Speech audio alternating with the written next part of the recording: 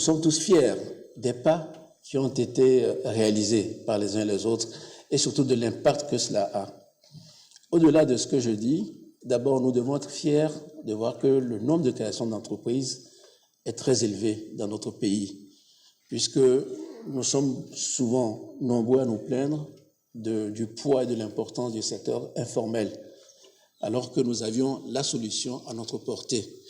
Si les gens allaient vers l'informel, c'est qu'ils trouvaient que c'était compliqué, difficile et cher de créer des entreprises.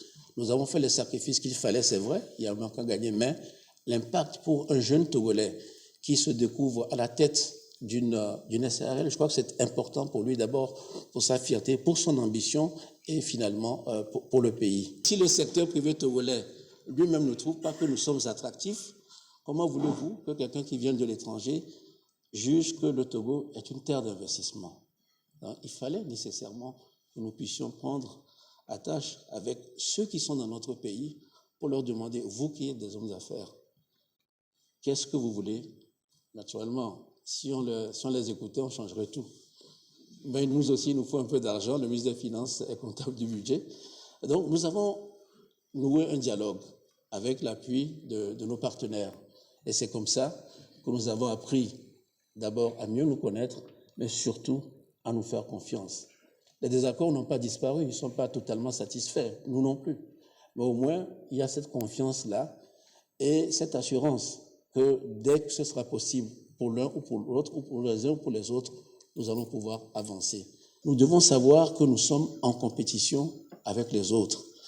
Ce que nous avons réussi aujourd'hui, si nous ne maintenons pas le cap, demain nous pouvons reculer. Et si nous reculons, je crois que l'impact sera encore plus négatif. Les mauvaises langues diront que c'est par hasard. Non, ça fait 2 ans que nous avons entamé cela.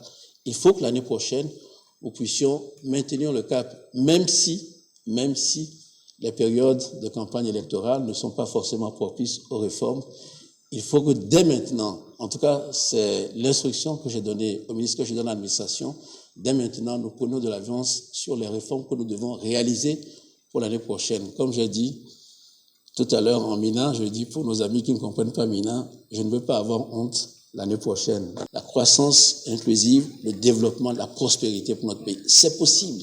Nous avons toutes nos chances. Nous avons la chance d'attirer des investisseurs dans nos pays. Les capacités sont limitées.